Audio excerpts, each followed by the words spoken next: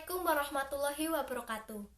Saya Endang Trikartika Larasati, absen 10 dari kelas 12 IPA 4. Di video kali ini saya akan membahas tentang siklus akuntansi perusahaan jasa guna memenuhi ujian praktek ekonomi. Mendengar tentang perusahaan jasa pasti sudah biasa di telinga kalian, bukan? Hal ini karena aktivitas perusahaan jasa sangat lekat dengan kehidupan kita sehari-hari. Contohnya seperti bengkel, salon, rental mobil, penginapan, dan lain-lain. Pengertian perusahaan jasa sendiri adalah badan usaha yang kegiatannya menciptakan sesuatu yang tidak berwujud, tetapi manfaatnya dapat dirasakan oleh manusia yang bertujuan memperoleh keuntungan.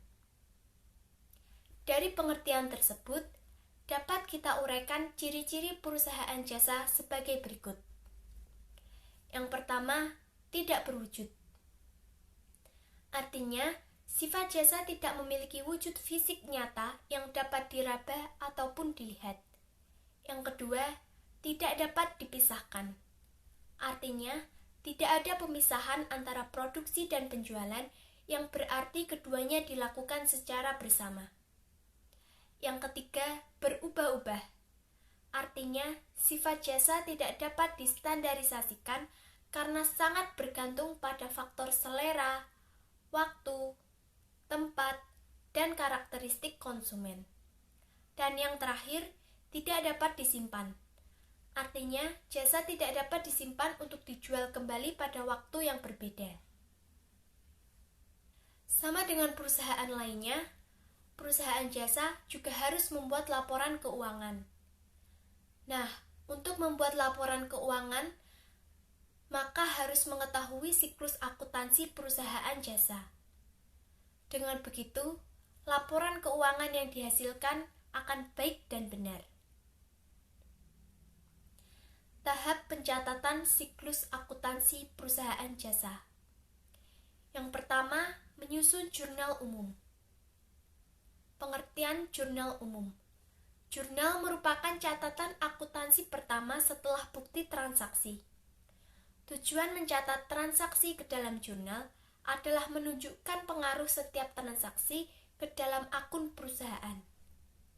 Jurnal umum menyediakan catatan yang lengkap dan permanen dari semua transaksi perusahaan yang disusun dalam urutan kronologis kejadiannya sebagai referensi di masa mendatang.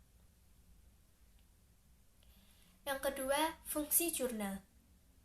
Jurnal memiliki beberapa fungsi, yaitu sebagai berikut. Yang pertama, fungsi mencatat. Artinya, semua transaksi keuangan yang terjadi di perusahaan harus dicatat di dalamnya. Yang kedua, fungsi historis.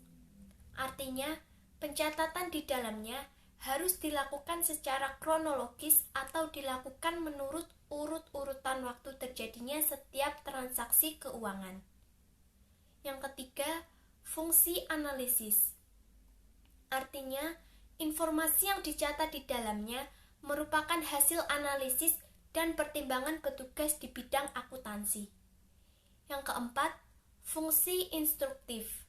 Artinya, pencatatan dalam jurnal umum bukan sebatas dokumen transaksi dalam perusahaan tetapi bersifat instruksi. Hal ini dimasukkan bahwa jurnal umum berfungsi memberikan perintah atau petunjuk dalam proses memasukkan data ke buku besar. Yang kelima, fungsi informatif. Artinya, dari dalam jurnal dapat diperoleh informasi secara detail tentang transaksi keuangan yang telah dilakukan oleh perusahaan. Bentuk jurnal.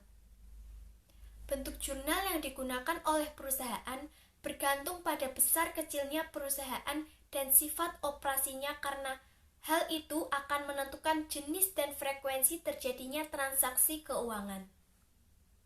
Berikut adalah bentuk dari jurnal umum. Nah, keterangannya, yang lajur tanggal diisi dengan sebagai berikut. Yang pertama, tahun dicatat di kolom tanggal paling atas, pada baris pertama dan hanya ditulis 1 kali pada setiap halaman. Yang kedua, bulan ditulis di baris kedua pada kolom tanggal. Yang ketiga, tanggal ditulis di baris kedua pada kolom tanggal yang berlajur kecil. Jika pada tanggal yang sama terjadi beberapa transaksi, tanggal cukup ditulis 1 kali saja. Yang kedua, lajur keterangan diisi dengan sebagai berikut. Yang pertama, perkiraan yang harus didebit. Yang kedua, perkiraan yang harus dikreditkan, ditulis agak ke sebelah kanan atau menjorok di bawah perkiraan yang didebit. Yang ketiga, penjelasan singkat tentang transaksi yang ditulis di bawah setiap ayat jurnal. Selanjutnya, lajur ref atau referensi diisi dengan nomor perkiraan yang bersangkutan. Lajur ini digunakan pada saat jurnal dibukukan atau diposting ke perkiraan yang bersangkutan di buku besar. Next, lajur debit dan kredit diisi dengan jumlah uang yang sesuai dengan hasil analisis transaksi. Selanjutnya, penulisan 1 ayat jurnal dengan ayat jurnal berikutnya sebaiknya diberi jarak 1 baris agar setiap ayat jurnal terpisah dengan jelas. Yang terakhir, apabila suatu halaman jurnal yang dipakai sudah penuh, pencatatan transaksi akan dilanjutkan ke halaman berikutnya dengan menuliskan kata jumlah dipindahkan dalam lajur keterangan. Setelah itu, jumlahkan lajur debit dan kredit. Beri tanda sudah diceklis dalam lajur. Yang kedua, referensi. Memindah bukukan atau posting jurnal ke dalam buku besar. Buku besar adalah kumpulan dari perkiraan atau akun yang saling berhubungan dan merupakan satu kesatuan yang menggambarkan perubahan aset, liabilitas, ekuitas, pendapatan, dan beban. Buku besar berperan penting dalam akuntansi, yaitu sebagai berikut. Yang pertama, tempat mencatat perubahan posisi keuangan. Yang kedua, memberikan informasi keuangan secara efisien dan efektif bila diperlukan.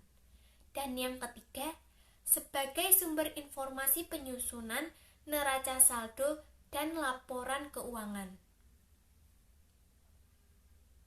Proses memindahkan ayat-ayat jurnal yang telah dibuat dalam buku jurnal ke buku besar disebut posting. Apabila posting dilakukan secara manual, cara yang harus ditempuh sebagai berikut.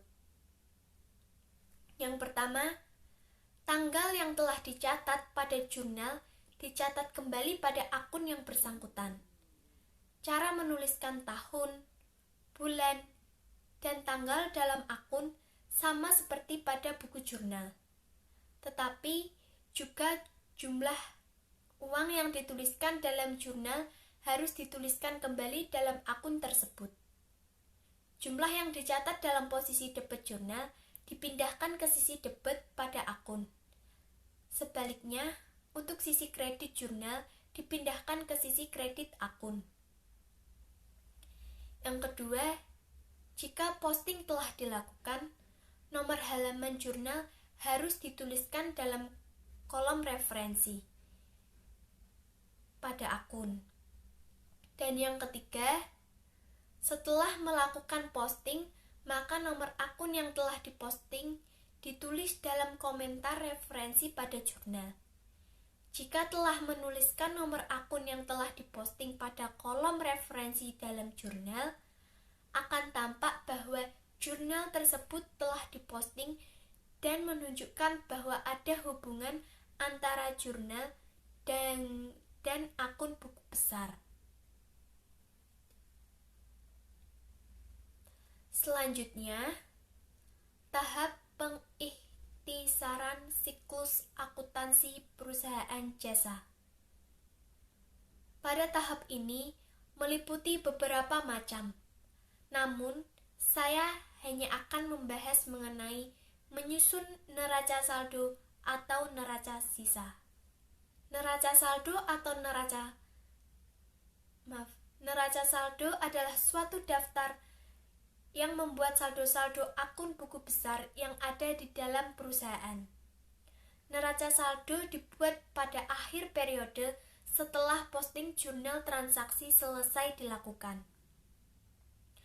Neraca saldo disusun dengan tujuan menguji kesamaan jumlah debit dengan jumlah kredit dalam buku besar dan juga mempermudah dalam penyusunan laporan keuangan. Berikut adalah contoh kolom neraca saldo.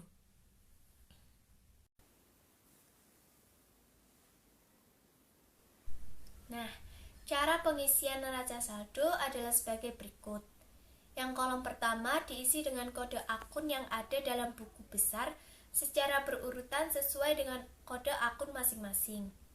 Kolom kedua diisi dengan nama akun buku besar secara berurutan, yaitu aset, liabilitas, ekuitas, pendapatan, dan beban sesuai dengan jenis akun masing-masing. Yang kolom ketiga diisi dengan saldo debit buku besar.